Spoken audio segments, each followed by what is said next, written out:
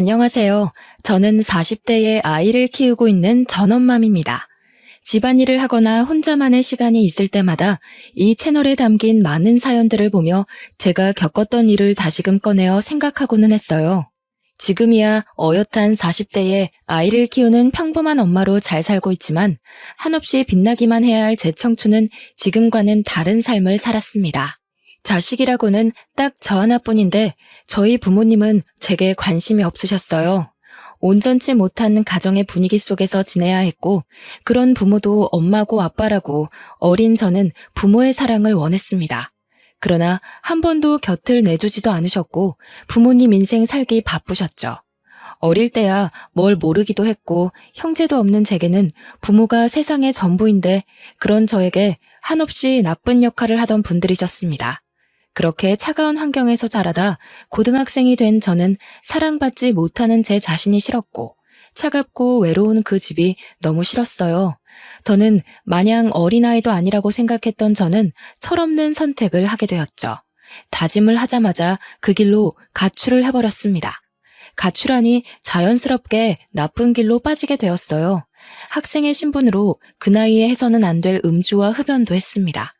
제 자신에 대한 자존감이 없다 보니까 이렇게 망가지는 것만이 제가 할 수 있는 일이라고 착각을 했던 것 같아요. 더 슬프고 웃긴 건 제가 가출을 했는데 행방을 찾지도 않더라고요. 왜냐면 제가 가출한지도 모르셨습니다. 어떻게 부모가 이럴 수 있지? 라는 생각이 드시죠? 저도 제 아이를 낳아보니 더욱 저희 부모란 사람들이 이해가 안 가더라고요. 가출을 하고 나쁜 행동을 하는 것이 제게는 부모님에게 저 좀 봐달라는 마지막 발악이었는데 그것도 통하지 않는다는 걸 느끼게 된 순간 모든 걸 잃은 기분이었습니다. 원래도 세상에 혼자라고 생각했지만 이때부터는 정말 이 넓은 세상에 나 혼자 남겨졌구나 그렇게 생각을 하며 살았어요. 어른들에게 손가락질 받으며 개념 없이 살던 제 인생에 전환점이 하나 찾아왔습니다. 길을 걸어가고 있던 제게 누군가 다가와서 제안을 했죠. 저 학생, 혹시 연예인 해볼 생각 없어요? 우리 꽤 유명한 엔터인데 학생 캐스팅하고 싶거든요. 저를요?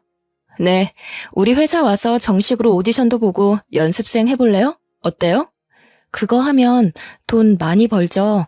아, 그리고 저 연습생 그거 하면 혹시 거기서 먹고 자고 할 수 있어요? 내가 이 회사 팀장이거든. 꼭 성공하게 해줄게. 그러니까 나만 믿고 따라와요. 그리고 숙식 제공을 말하는 것 같은데 아직 학생이라 부모님이 반대하시지 않을까요? 보통 또래 연습생들은 집에서 왔다 갔다 하거든요. 저한테 관심이 없으셔서 상관없어요. 그리고 숙식 제공이 가능해야 제가 이걸 할 수 있어요. 그래요, 그럼. 그렇게 하는 걸로 해요. 흔히 말하던 길거리 캐스팅이란 걸 경험하게 되었고 솔직히 별 생각은 없었습니다. 그냥 절 성공하게 해주겠다 약속을 했고 숙식 제공이 된다고 들어서 조금은 편하게 살 수 있겠다 싶어서 택한 길이었죠. 만약 숙식 제공이 어렵다고 했으면 연습생 생활 그거 하지도 않았을 겁니다. 전 그렇게 서울이란 곳을 가게 되었고 그때 당시에도 서울은 굉장히 멋졌어요. 제가 살던 곳과는 다른 느낌이 들었죠. 보통 이런 상황이라면 이를 악물고 난 꼭 성공할 거야 라며 다짐을 하기도 하잖아요. 그런데 저는 의욕이 없었습니다. 하루하루 눈을 뜨니까 사는 느낌으로 살고 있었고 하고 싶은 것도 없었고 성공이 목적도 아닌 그야말로 삶에 대한 의지가 하나도 없는 사람이었죠. 이 엔터에 갔을 때는 정말 끼가 많은 사람도 많았고 예쁘고 잘생긴 사람들도 많았어요. 신기할 정도로 말이죠. 세상에 잘생기고 예쁜 사람은 여기 다 모여있다는 생각이 저절로 들었습니다. 그러나 저는 의욕도 없는데 끼도 없으니 다른 연습생들 사이에서 거의 왕따였죠. 다들 죽기 살기로 온 힘을 다하는데 저는 그런 모습이 보이지 않아도 팀장님이 챙겨주시니 얼마나 질투가 났겠어요. 팀장님은 본인이 캐스팅한 저를 성공시키는 게 목적이셨고 저는 그냥 먹고 사는 문제를 해결하는 게 목적이었죠. 서로 분명한 의도가 있어서 별 문제가 없다고 생각했지만 날이 갈수록 저를 향한 거센 비난과 질투심은 도가 지나쳤습니다. 그러나 인생 참 힘들게 살아온 제가 겨우 이런 걸로 기죽을 사람이 아니죠. 너희는 날 욕해라, 난 신경도 안 쓴다는 마음으로 지냈습니다. 제가 얼마나 외롭고 독한 사람인지 다 알고 계셨던 팀장님은 앞만 보고 직진하자고 늘 말씀해 주셨어요. 누구 하나 제 손을 잡고 따뜻하게 이끌어주던 사람이 없던 제게 팀장님은 참 존경하는 어른이었고 품어주셔서 늘 감사했습니다. 그래서 의욕은 없었어도 해가 되지 않으려고 적당히는 했었죠. 그러던 중 아빠께서 돌아가셨다는 연락을 받았고 부모님은 드디어 이혼을 하셨습니다. 눈물 한 방울이 나오지 않았어요.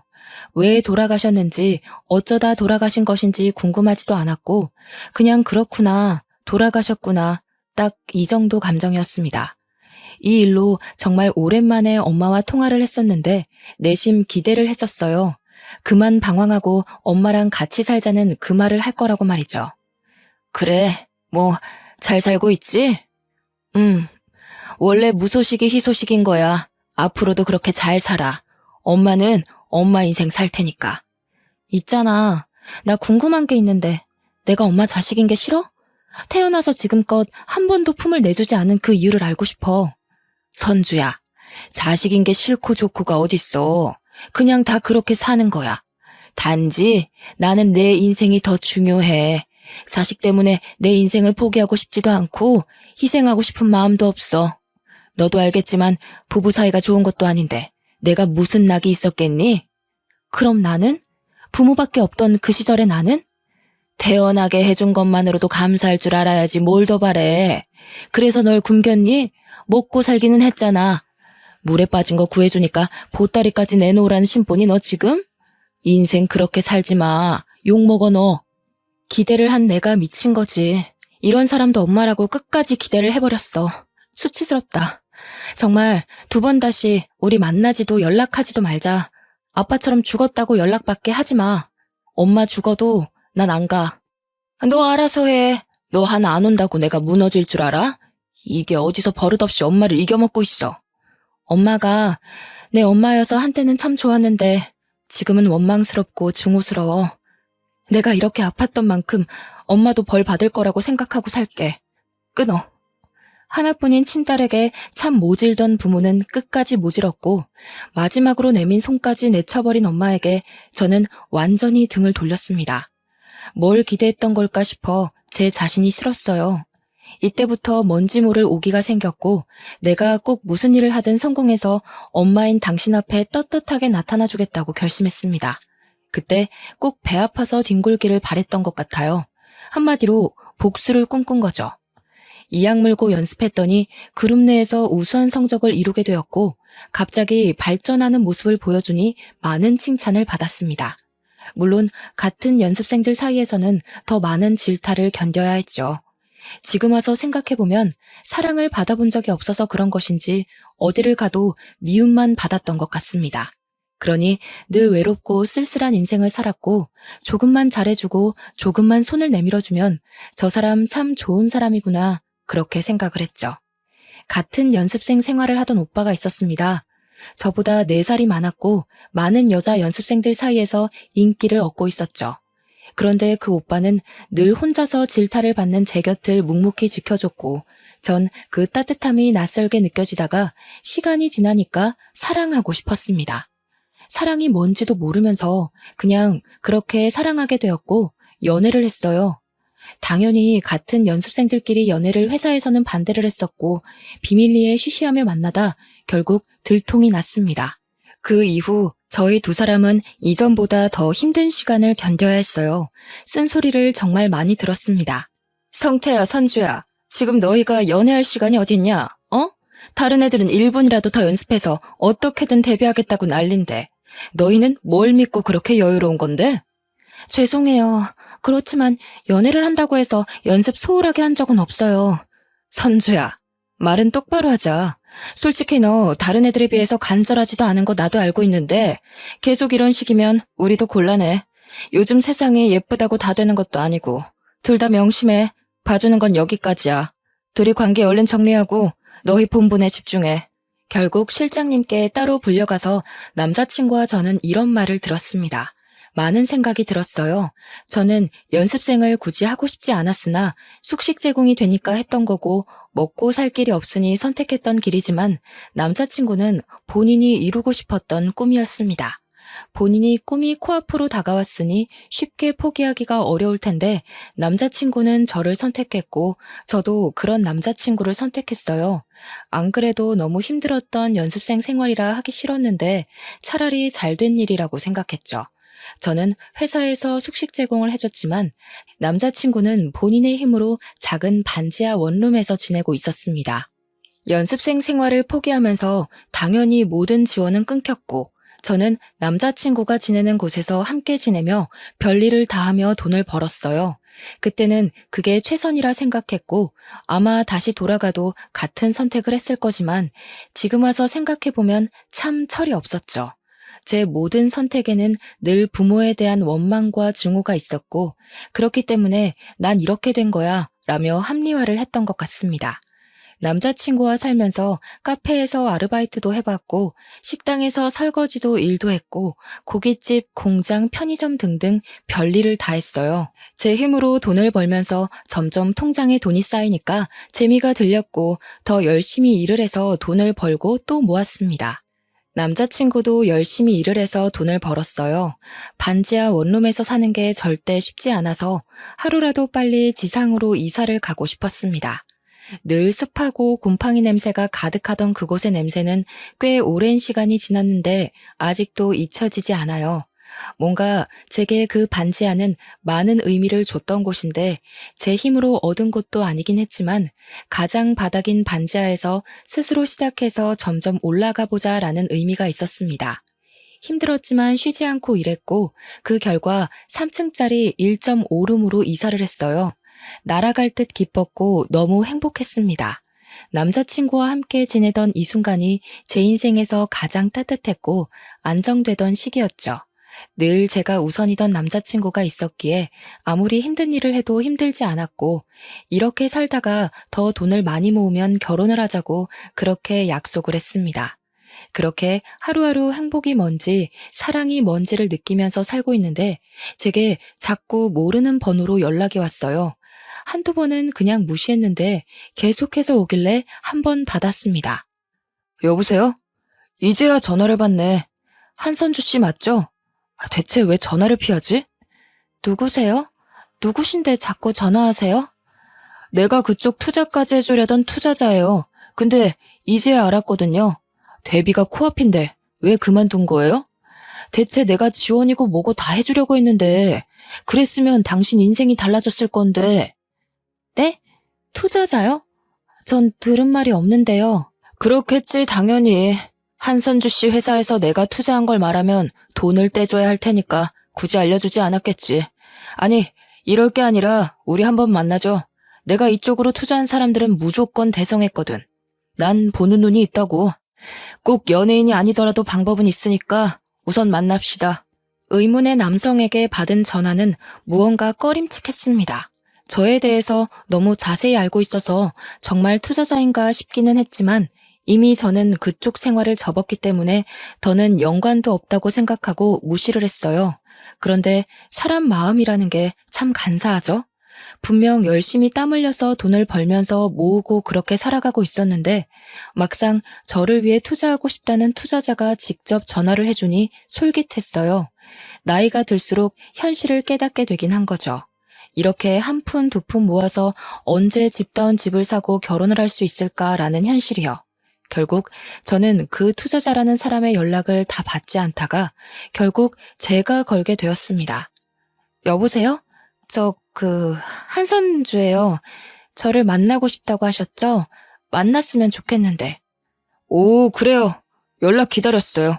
그러면 지금 있는 곳 알려주면 차 보내줄게요. 그거 타고 편하게 와요. 아니요. 주소를 알려주시면 제가 갈게요. 경계심이 상당하네요. 뭐 그럼 그렇게 해요. 문자로 주소 보낼게요. 네.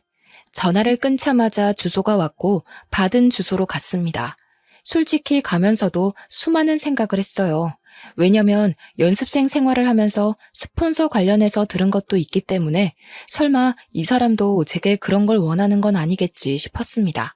그래서 그걸 확인하기 위해서는 한 번쯤 직접 만나봐야 했죠. 어렵사리 만나게 된 투자자라는 분은 얼핏 봐도 경제적으로 여유가 넘쳐 보였고 딱 아빠뻘 정도쯤 돼 보였습니다. 어색함과 떨리는 마음이 공존해서 쭈뼛거리는 제게 인자한 미소와 말투로 긴장감을 풀어주려 노력하셨죠. 이야, 한선주 씨, 반가워요. 실물이 훨씬 아름답네요. 역시 내 안목이 틀리지 않지. 긴장을 많이 한 것 같은데 우선 딱 까놓고 먼저 말할게요. 그래야 안심할 것 같네. 난 한선주 씨한테 다 해줄 수 있어요. 금전적인 모든 지원을 싹 다 해줄 건데 혹시 생각하는 그런 건 원치 않으니 걱정 마요. 아, 네. 솔직히 이해가 안 가서요. 지금은 연습생도 아니고 데뷔할 마음도 없는데 왜 저한테 모든 지원을 해주신다고 하는 거죠? 왜 안 해요? 본인의 길인데. 대신 그쪽 회사에서 많은 사람들 사이에서 어렵게 가지 말고 내가 소개하는 엔터 쪽에서 편하게 갑시다. 나는 엔터 쪽 사업에 투자를 많이 하는 사람이고 매우 진지해요. 한선주 씨 한 명 제대로 투자해서 잘 키우면 내가 보는 이익이 많지. 당장은 손해처럼 보여도 말이야. 저 남자친구도 있고 동거도 하고 있어요. 이런 제가 연예인이 되면 소문이 꼬리를 물지 않을까요? 그런 세탁쯤이야. 우리가 늘 하는 거니까 걱정 마요. 언제까지 그렇게 구질구질하게 살 거예요? 기분 나쁠 수 있지만 이미 어느 정도 조사는 해서 대충 상황은 아는데 한선주 씨는 그렇게 살 사람이 아니에요. 그러니 잘해보자고요. 의욕도 없던 연예계 일을 다시 시작하라는 투자자의 제안이 결코 나쁘지 않았어요.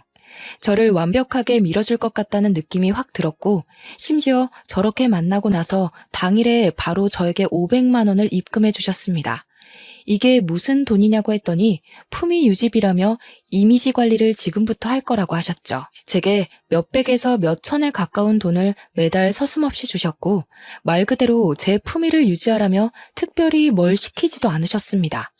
연습생 생활을 할 때는 죽으라고 연습하고 또 연습했는데 그것도 시키지 않으셨어요. 당분간은 이미지를 만드는 게 우선이라며 말이죠. 그러다 보니 전 쉽게 만지는 그 돈들을 펑펑 쓰고 다녔고 투자자가 이유 없이 주는 고가의 선물들과 고가의 차까지 당연하다 생각하고 받았습니다. 이렇게 살다 보니 누가 봐도 제가 변한 게 보이고 고가의 물건들이 집에 쌓이고 있었죠. 심지어 차까지 생기니 남자친구는 저를 추궁했습니다. 선주야, 너 정말 요즘 이상한 거 알지? 대체 이 많은 것들을 무슨 돈으로 산 거냐고. 무슨 생각으로 차까지 산 건데 너 일도 그만뒀다며, 어? 말 좀 해봐. 아, 진짜 왜 이래? 내가 뭐 오빠한테 돈을 달라고 했어? 아니면 사달라고 했어? 무슨 상관인데 내가 뭘 하든 말든 그냥 알바 좀 뛴 거야. 너 똑바로 말해. 대체 요즘 뭐라고 돌아다니길래 갑자기 안 하던 짓을 하는 거야? 너 지금 집에 있는 저 가방에 옷들만 해도 얼마인 줄 알아?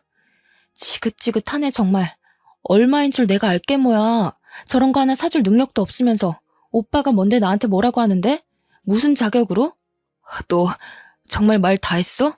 지긋지긋해. 이렇게 구질구질하게 사는 거 싫다고. 아무리 일을 해도 달라지지 않고 매일이 똑같아. 과연 우리가 이 원룸에서 탈출은 할 수 있을까? 미래는 있을까? 난 없다고 생각해. 지금도 헤어지고 싶은 거 겨우 참고 있는 거니까 나 건들지 마. 너 정말 어떻게 나한테 이럴 수 있어? 내가 너 만나려고 연습생 생활도 못하고 너 하나만 바라봤는데. 남자친구는 진심으로 저를 사랑해줬던 참 좋은 사람인데 제가 돈에 눈이 뒤집히니 그런 남자친구가 보이지 않았어요. 컵 하나를 사는 것도 소중했는데 이제는 궁상맞게 느껴졌고 그냥 남자친구와의 모든 생활이 지긋지긋해졌습니다. 저는 결국 투자자에게 요구를 했습니다. 저 선주인데요. 집 하나만 마련해 주실래요? 그래. 뭐 오늘? 내일? 근데 갑자기 왜? 남자친구랑 헤어지게? 네, 헤어지려고요. 이제 정리해야죠. 언제까지 이렇게 살겠어요. 그래, 아주 잘 생각했네. 바로 내일 나와 사람 보내줄 테니까. 짐 정리도 하지 말고 사람 시킬 거니까. 이렇게 말 한마디면 집이 하루아침에 생길 정도로 제게 세상이 너무 쉬워진 거예요.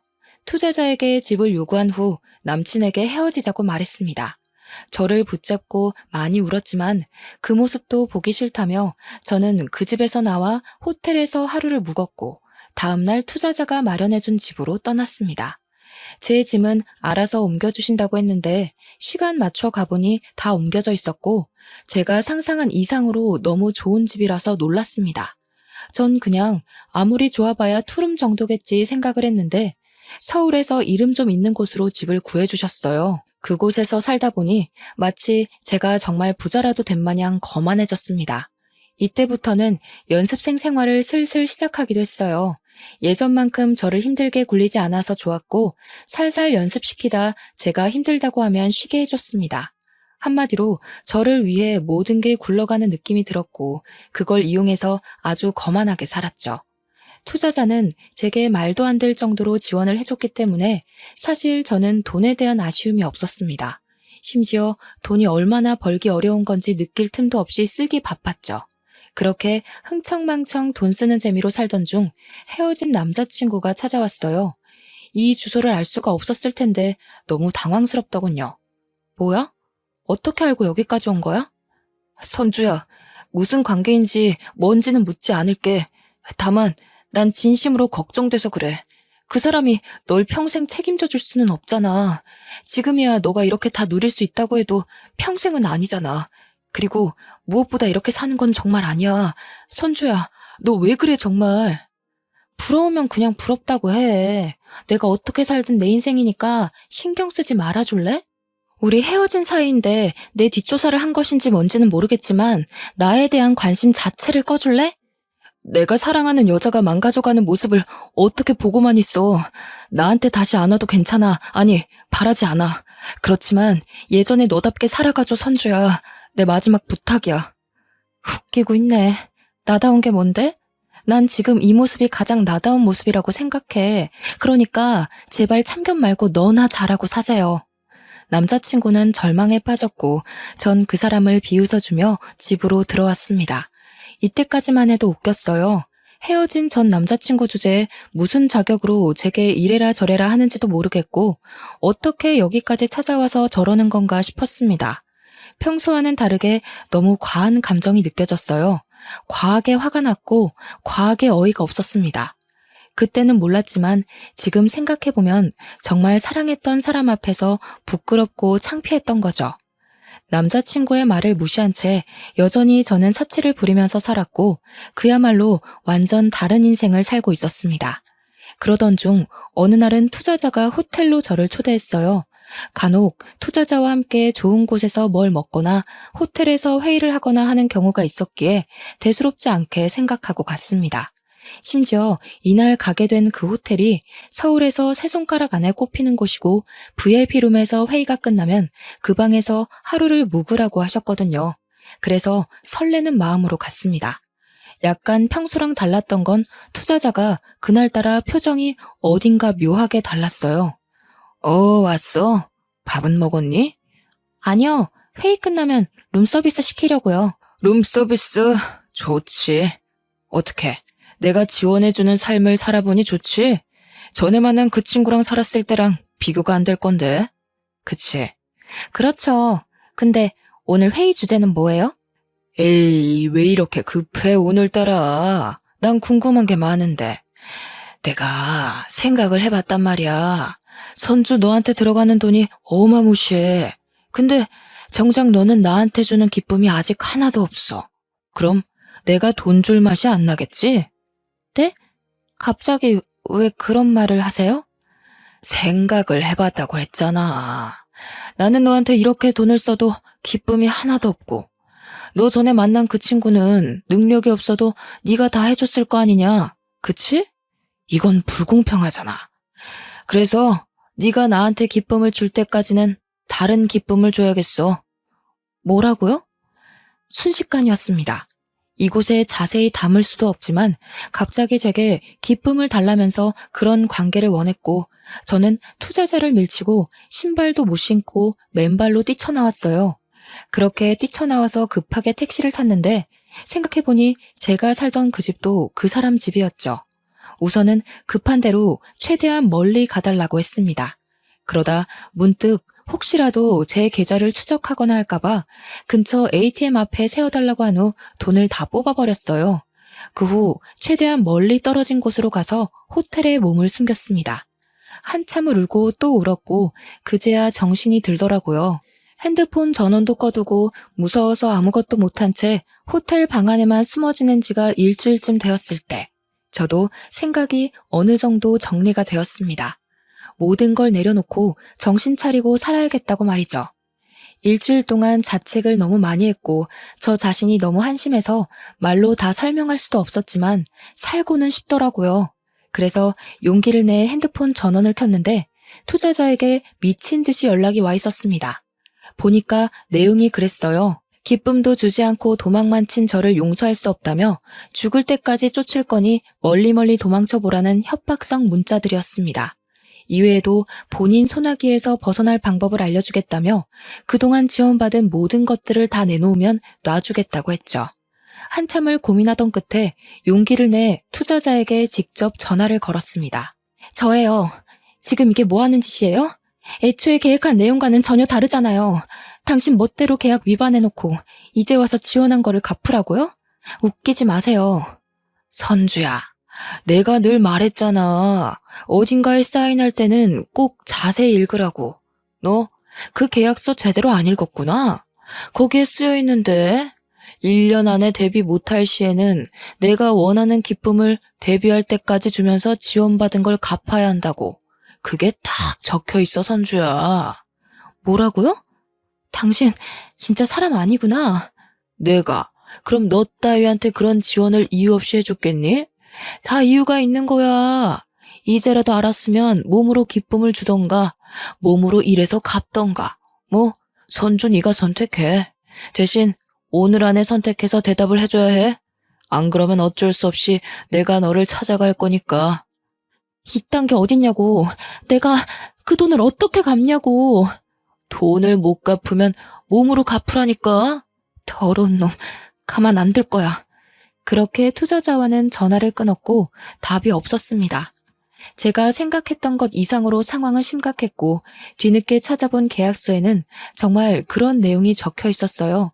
아주 깨알같이 작은 크기로 말이죠. 세상에 공짜는 없는 건데 정말 멍청해도 어쩜 이렇게 멍청할 수 있는지 저 자신이 싫었어요. 결국 저는 도망자 신세가 되었습니다. 투자자는 저를 쫓았고 저는 도망 다녔고 그렇게 살았어요. 죽기 살기로 도망쳤는데 투자자는 제게 늘 문자로 그랬습니다. 아이고, 놓쳤네. 이번에도 꼭꼭 숨어라. 머리카락 보일라. 너무 두렵고 무서웠지만 제가 다 저지른 일인데 누굴 탓하겠습니까? 이 와중에 전 남자친구가 자꾸만 떠올랐는데 그게 참 이기적인 거죠. 떠올리는 저 자신이 어이가 없더라고요. 그렇게 헌신적이고 착한 사람을 매정하게 버려놓고는 이제 와서 제가 죽을 것 같으니 떠올리는 것도 싫었습니다. 본인 꿈까지 포기하고 저를 선택한 사람인데 이제 와서 그 사람을 찾아가면 저는 정말 몹쓸 짓을 여러 번 하는 거겠죠. 그렇게 저는 안 돌아다닌 지역이 없었어요. 매일 지역을 바꾸면서 돌아다녔습니다. 더 이상 갈 곳도 없고 떠돌아다니며 도망다니는 것도 너무 지치더라고요. 설상가상으로 돈도 더 이상 없어서 견딜 수가 없었습니다. 다행인 건 정말 깊숙한 시골 동네를 우연히 가게 되었는데 거기서 만난 할머니께서 저를 며칠 동안 그냥 묵게 해주셨어요. 그게 감사해서 할머니 밭일도 도와드리면서 한 일주일을 넘게 있었던 것 같습니다. 그런데 거기까지 투자자가 찾아와서 할머니께 제대로 인사도 못하고 도망쳤고 하필 짐도 제대로 못 챙기고 도망치는 탓에 주머니에 있는 돈이 고작 2만 원 정도였죠. 아마 그 할머니를 추궁해서 제 짐가방을 투자자가 가져갔을 거라 다시 가봐도 의미가 없다는 걸 알았습니다. 결국 노숙이라는 걸 하게 되었고 공원 의자에서 하루를 지새우고 공중 화장실에서도 자고 그러다 정말 씻어야겠다 느껴서 찜질방에 갔어요. 딱 여기서 하루를 보낸 후 숙식 제공을 해주는 일자리를 구해야겠다고 생각을 했습니다. 그간 일자리를 못 구했던 이유가 일하다 도망치면 돈도 못 받고 가게에도 피해라고 생각해서 못했는데 더는 길이 없었죠. 노숙까지 하다 오랜만에 깨끗하게 씻고 컵라면을 먹고 잠이 들었는데 그렇게 개운하고 편할 수 없었습니다. 한참을 곤히 자고 있는데 누군가 저를 흔들어 깨웠어요. 순간 직감적으로 큰일 났다고 느꼈고 두 눈을 번쩍 뜨니까 제 얼굴 앞에는 투자자가 있었죠. 사람이 너무 놀라면 소리도 못 지른다는 말을 이때 실감했습니다. 악소리도 나지 않았고 그저 멍하니 쳐다봤어요. 투자자는 거칠게 저를 끌고 갈 줄 알았는데 잠시 조용한 곳 가서 얘기 좀 하자고 했죠. 그동안 봤던 모습과는 전혀 다른 모습이라 또 경계가 되었습니다. 또 무슨 속셈인데요. 차라리 그냥 때리든 뭘 하든 알아서 하세요. 더는 더 이상 이렇게 못 살겠어요. 미안해요. 내가 오해를 했더라고요. 사실 10년 전에 당신 엄마랑 결혼까지 약속했었는데 알고 보니 유부녀의 애도 있었더라고. 난 그래도 괜찮다고 기다리겠다고 했고 그 여자는 이혼하고 얼른 오겠다고 했었지. 그래서 간이고 쓸개고 돈이란 돈을 다 가져갔어. 딸이 아프네 뭐네 하면서 다 가져가 놓고 다른 남자한테 가버렸거든. 근데 그게 나랑 무슨 상관인데요? 그리고 저 그 사람에 대해서 별로 듣고 싶지 않거든요? 그러니까 이런 사이인 줄 몰랐어 내가. 그 여자가 내 모든 걸 다 빼먹고 도망친 게 너무 열받아서 복수하려고 선주 씨한테 접근한 건데 이번에 알았거든. 둘 사이가 남보다 못한 사이라는 것을. 내가 이걸 진작 알았더라면 선주 씨 괴롭히지 않았을 건데 정말 진심으로 미안해요. 뭐라고요?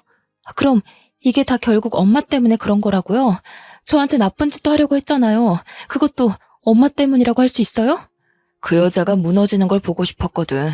보통 자기 딸을 건드리면 엄마는 다 미치니까. 근데 그 여자는 아니더라고.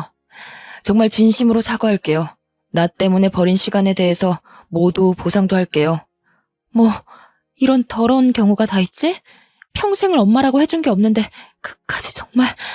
근데 솔직히 돈에 눈 멀어서 행동한 제 탓도 있는데 누굴 탓하겠어요. 투자자와 얘기를 나눈 후 저는 집으로 돌아갔어요. 그리고 생각을 정리해봤습니다. 결국 아빠와 살고 있을 때 이 투자자와 바람을 폈던 거고 마치 이혼할 것처럼 해놓고 어렸던 저를 팔아 투자자에게 돈을 뜯은 거죠. 뜯을 만큼 다 뜯고서는 투자자가 아닌 다른 남자와 또 바람을 핀 거니까 솔직히 제가 투자자 입장이라고 해도 열받아서 복수를 하고 싶을 것 같더라고요. 안 그래도 엄마에 대한 마음이 좋지 않았는데 멀쩡히 잘 살고 있던 중에 다시금 제 인생을 망친 게 또 엄마 탓인 것 같아서 엄마에 대한 증오와 분노가 커졌습니다. 물론 제가 선택한 거지만 그냥 엄마가 너무 싫었어요. 투자자가 엄마를 찾아갈 거라길래 저도 같이 가자고 했습니다. 혼자 여전히 이 남자 저 남자 만나면서 살고 있었으면 안 가려고 했는데 가정까지 꾸리고 애 낳고 너무 잘 살고 있다는 거예요. 정작 첫 자식인 저는 한 번도 사랑을 받아보지 못하고 이렇게 살고 있는데 말이죠. 얼마나 행복하게 살고 있는지 제 눈으로 보고 싶은 마음에 투자자와 함께 갔습니다. 차 안에서 한참을 기다렸고 정말 오랜만에 보는 엄마의 모습은 낯설었어요. 늘 부러워했던 친구들의 엄마 모습처럼 지내고 있더라고요.